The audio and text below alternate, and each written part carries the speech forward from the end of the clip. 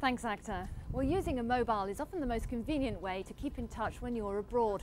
But when you're overseas, you may be unaware of just how much your calls are costing. Did you know that some companies charge up to 30 times more than your standard domestic rate?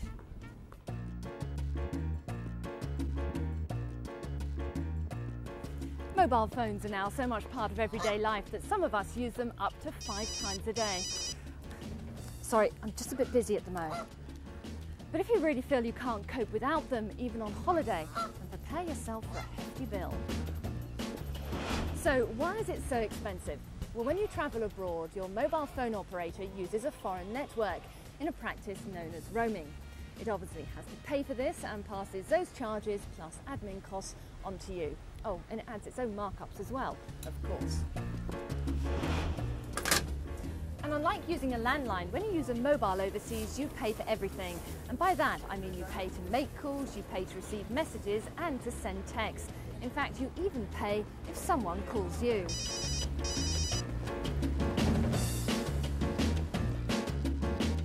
Mobile phone companies say calls are more expensive because of complicated contracts with foreign networks. They say they also have to account for currency fluctuations.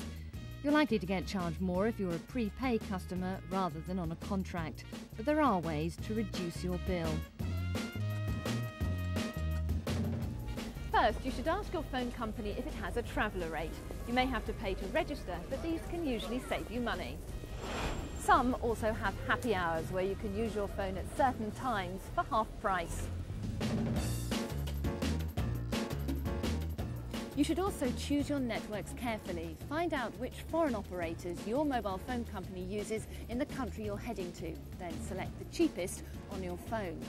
You can do this by going to Settings and selecting the manual option. There. A little tip here, your phone may be programmed to latch on to the best signal available, which won't necessarily always be the cheapest. So keep checking if you're travelling around that it doesn't switch back by itself.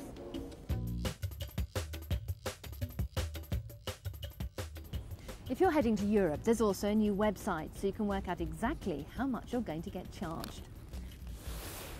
And this is it. It means it's very easy for you to be able to compare countries and companies with each other. The site is part of a campaign by the European Commission to name and shame operators, encourage competition and bring charges down. But if you really want to save money, the best thing you can do is to change your SIM card. And Suk's here to tell us all about it. Hello. Hello. Let's start with the basics then. What is a SIM card? Put simply, a SIM card is a small little chip that you would put at the back of your mobile phone, just like the one here. It's the phone's identity. It allows you to make calls and receive calls, and also holds key information such as your mobile phone number, and also allows you to save your address book, so all your key contacts onto the SIM card. What's the point though in switching your SIM card? There are a number of benefits in switching your SIM card. If you're able to take out your home SIM card, and when you go to your overseas destination you buy a local SIM card, you can save money because you avoid roaming charges. When you go abroad though, that's fine presumably if you're just going to one country, but what if you're travelling around a lot? Well, if you are a frequent traveller and you ever go to more than one destination, you can use an international SIM card like the one that we supply. Essentially with that you enjoy all the benefits of the local SIM card. It's free to receive calls, it's low cost, but the difference is that you can go to many countries with one single number and one card. I suppose the only problem with actually switching your SIM card is that you no longer have the mobile phone number that most people know you by. Yes, absolutely true. We recommend to our customers that they should issue their travel number to their friends, so that when people know that they're away, they call them on their travel number, and when they're at their home country, they use their home network number. Super, thanks a lot. No problem, thank you. The only problem you might come across when trying to switch your SIM card is that your network may have locked your handset to their service before selling it to you. If this is the case, you'll need to unlock your phone. Websites such as UnlockMe and TrickTill will show you how to do this. And just so you know, unlocking is not the same as unblocking. Unlocking is legal. It just enables you to change networks.